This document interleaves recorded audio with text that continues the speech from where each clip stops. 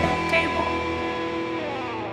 Welcome to this special workflow edition of Dave's Tech Table, where we're going to review how to use Encore CS6 and Premiere Pro CC or Premiere Pro Creative Cloud. Remember, as a Creative Cloud subscriber, you have full access to those CS6 applications. So it's as simple as just downloading Premiere Pro CS6, installing that. I just go ahead and uninstall Premiere and uncheck Encore so it leaves Encore, and then I just use Encore CS6 and Premiere Pro CC, and it works great. So this workflow is going to go over the rules and sort of the things that I look for on how to burn a successful DVD or Blu-ray. In addition to that, I've been working with engineering on a way to give us an interactive experience on devices like iPhones or Apple TVs or iPads and other portable devices where we can use chapter markers and poster frames from Premiere Pro to create this interactive experience, and it works great. So I'll show you how to do that as well. Let's jump over to the Tech Table and check it out.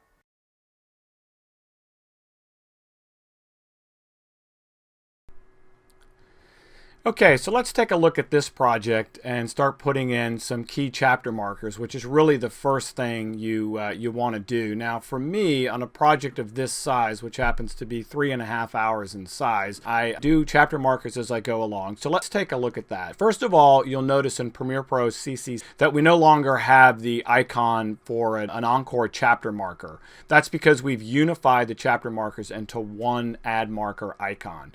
So I'm going to go ahead and add a marker, and the first thing you'll notice is that the marker here is green. So that's a little different than you might be used to, and that's what we call a comment marker. We have a couple different types of markers. They're kind of colored markers now. So if I double click on there, you'll notice that I've got a similar dialog box that you've seen before. I'm going to turn it into a chapter marker, and then I'll just come up here and I'll just add some text and I'll click OK. So it's very important that you add the name, because that's what's going to be picked up either by QuickTime when I show you how to output for say Apple TV or iPad or iPhone, something like that, or Blu-ray or DVD. So we want to make sure that we have a name to stick to and we don't have a blank area. It makes it a lot nicer. So I'm going to go ahead and click OK, and you'll see that it's a red icon, and if I hover my mouse over that, it will actually give me the name and the time code, which is really, really handy. So let me go ahead and just hit / key, which is the fit the timeline to the current window. And you'll notice that I've got about 50 or so at roughly a 3.5 hour timeline. So this project came along really, really nicely, and it's time to output it. So I'll show you how to do a couple different outputs and then get right back into the Encore workflow. Just while I'm here, I want to go ahead and show you how to output this a couple different ways. Go to Media, just like I normally do. And if I want to go ahead and output this, say for Apple TV, iPhone, or things like that, at this point in time, you just pick QuickTime. QuickTime's actually going to pick up all that chapter marker information, which is really cool. And I'm going to go down here and I can choose a couple of different things. For me, I'm going to go ahead and make sure this is a 720-1280 project. I happen to know a lot of my media happens to be 720. It's a mixed timeline. So I'm going to go ahead and choose that. That'll also help me on my file size a little bit. I happen to like my quality slider for QuickTime up a little bit, but down at the bottom is a data rate. And for me, I played with this enough with this particular project that I happen to know that about 5500 is a pretty good setting, and it actually helps me get the size of this 3.5 hour project down. It says it's about 8 gig down here. It's actually not that high. It's more closer to 4.7, right around there, and I'll show you that when I bring it up again. And then at this point, I can queue it over to Media Encoder or go ahead and hit export. I'm going to go ahead and queue it over to Media Encoder. So let me come over here, and I'm going to call this Master Timeline iPad, and I'll say save. And then let me queue that up. Let me go ahead and go back over to Premiere. Now what Premiere is doing, if you're new here, is it's actually sending that entire timeline over to Media Encoder. And again, it's a 3.5-hour timeline, and it has to check in all that media. I do get a lot of questions on people wanting to know what it's doing there. So the next thing is, let's go ahead and export this for Blu-ray. And let me point out a couple of quick things about general rules and things to know about Blu-ray. If your project is over 90 minutes, this is just typical rule of thumb in my experience. I've been doing this a long time. I'd use H.264 for Blu-ray to help me get that on a 25 gig disc if those are the discs that I happen to be using. Again, you can get a 50 gig disc these days, and I use a lot of those, but they're a bit more expensive. When you want to choose projects under 90 minutes, general rule of thumb is you can choose MPEG-2, which those files are quite a bit larger than H.264. Then you can choose MPEG-2 Blu-ray. So look at the difference. If I choose MPEG-2 Blu-ray, and let me go ahead and just make sure my video dimensions are 720 again, you'll notice down here that it's 46 gigs in size. That's a lot of information if I choose MPEG-2. And you'll notice if I go back over here and I choose H.264, you'll notice that comes down quite a bit. Now, I also happen to know that when I choose 720, it comes down quite a bit again. And I find that for a lot of projects, just depending on what you're working on, even some of the home video projects, take a look at the difference between 1080 and 720. And again, it depends on whether or not you're trying to fit it on a 25 gig disc and how long the project is. If your project's only under 2 hours or right around there, 25 gig disc will probably work fine. This one here, I could tweak a little bit with the knobs and switches, as I call them, down here. There's lots of different settings that you can go and adjust down here. I typically tell people, don't adjust any of these. Our engineers have gone in here and done a lot of testing to analyze the video to make sure things are just right. You can go in and noodle around with those if you want, but typically I tell people to leave them alone, especially if they're new. Let's just go ahead and get a disc that works. Once you start playing around with it, you can end up, especially with these level switches here, you can end up with a non-playable Blu-ray, which may play on a PS3, for example, but not on other Blu-ray players. So there's a lot of things about Blu-ray that get to be very finicky. So the other thing you'll notice, if you choose MPEG-2 for Blu-ray, and let's go down and choose 720 again, and if I go down here, you'll notice there's switches down here that a lot of people tend to move these, especially if their disc is in a smaller size. They typically move these all the way to the right, which is not a good idea. This is a kind of a chemistry set, if you will, and I just warn people, if you're new to this, leave those alone and just let the encoder and Premiere do what it knows how to do and make a really high quality disc. Again, you can always choose to do that. And by the way, this setting here, use a maximum render quality. That's more for a 10-bit setting. You don't really want to check that. The same thing goes with this one here, variable bitrate double pass, and a lot of times it won't make any difference. It just takes a long time to encode. Feel free to play around with those. In some instances it will make a difference, but in general encoding, I tell people to leave those alone. Let's go ahead and put this to H.264, and I'm going to go to my master timeline, and I've already created a BDR folder here, and I'm going to call this BDR just so I know it's my Blu-ray, and I'm going to go and send that over to Media Encoder. So now I've got two. Give that a chance to send over that timeline. Again, it's going to be sending over the entire timeline information. Now the next step is going to be to export mine for a DVD.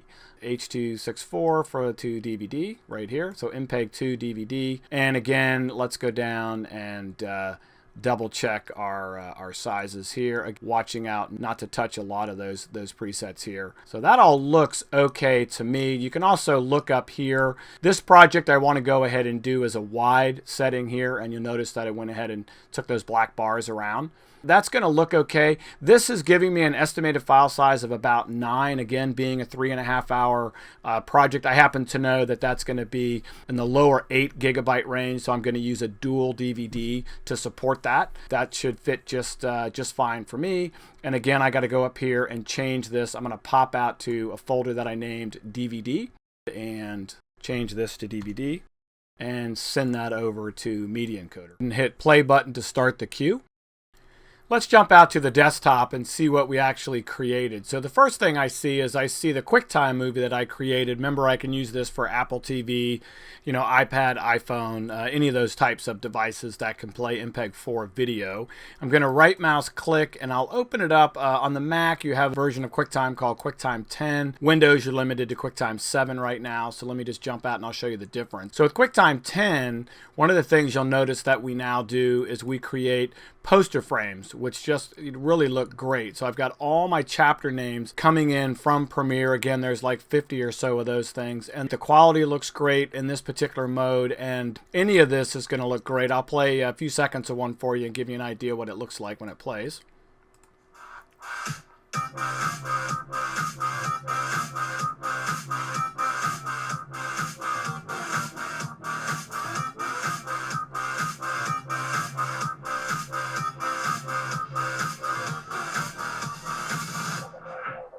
So you get the idea. So, the video quality looks great. Again, chapter marks, jumping around really looks fantastic. Now, the difference that you might see on Windows, if I'm going to double click on this, which will default to QuickTime 7, you'll notice that the poster frames don't show up. So depending on what player you use to play this, you might in fact just get chapter names. So I just wanted to give you guys an opportunity to see the difference. And also, I do happen to see that I must have a chapter marker with no name here and one here, and I actually did that on purpose, so I wanted to show you guys what happens when you don't put a name in. Depending on the player, you might not get a way to navigate that. I use those features a lot.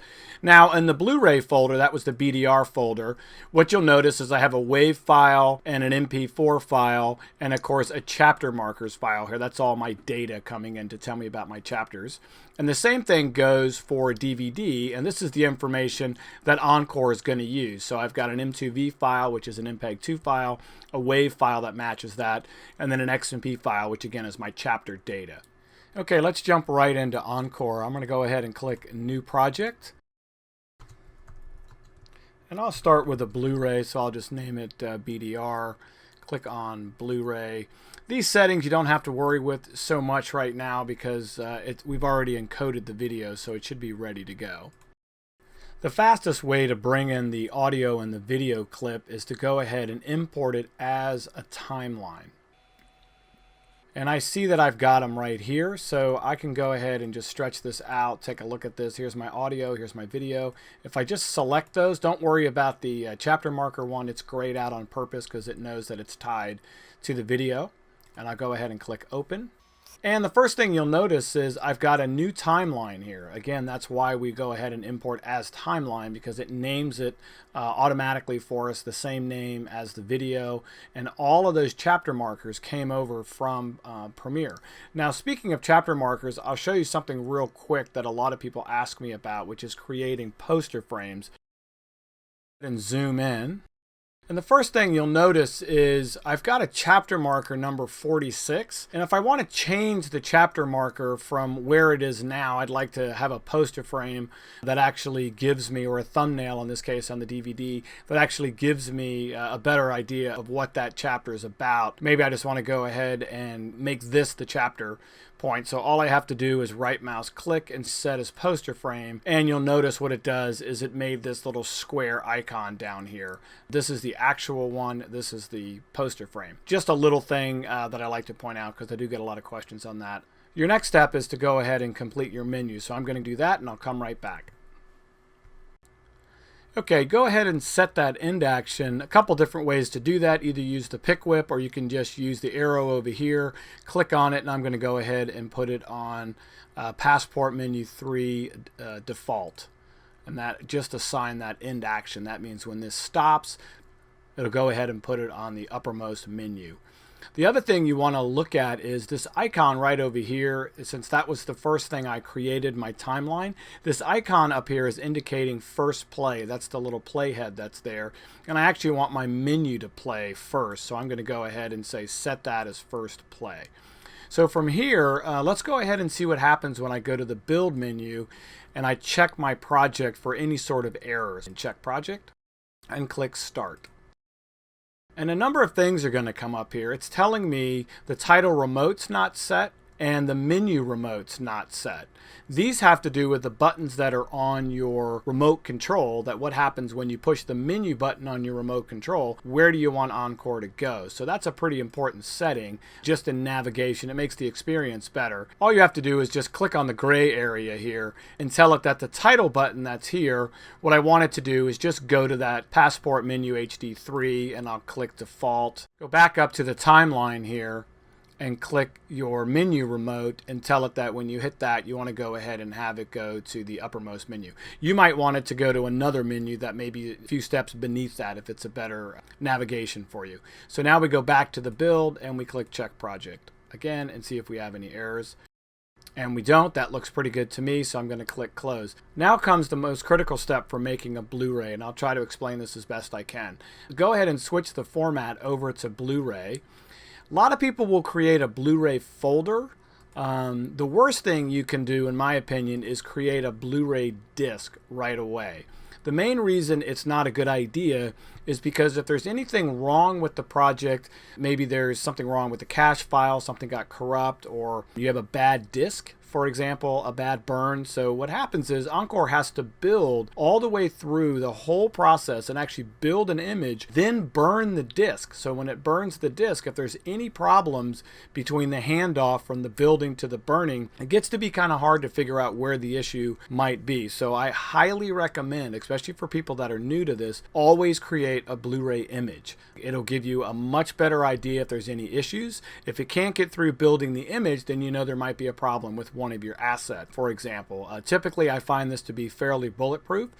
You're not saving any disk space by not creating an image. Encore has to use that image anyway. The only difference is when you burn a disk directly from here is it'll delete the image for you automatically. Again, the problem is if you put it on Blu-ray disc and it goes through the build process, then what you're going to run into, if it fails, it has to build it all over again. So this way, if you just create an image file and it completes that and you have a fail on the burn side, bad media, which is a common problem with Blu-ray, or something wrong with the firmware on your Blu-ray burner, this way you don't have to go through the build process. It's fairly painless and fairly quick. Now the other thing you see here is it's telling me that 25.9 gigs have been used, and I don't have a choice but to use 50 gig dual layer Blu-ray.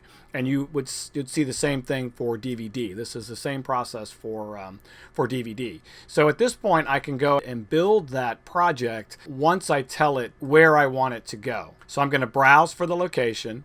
I'll put it here, click Save, and then click on Build.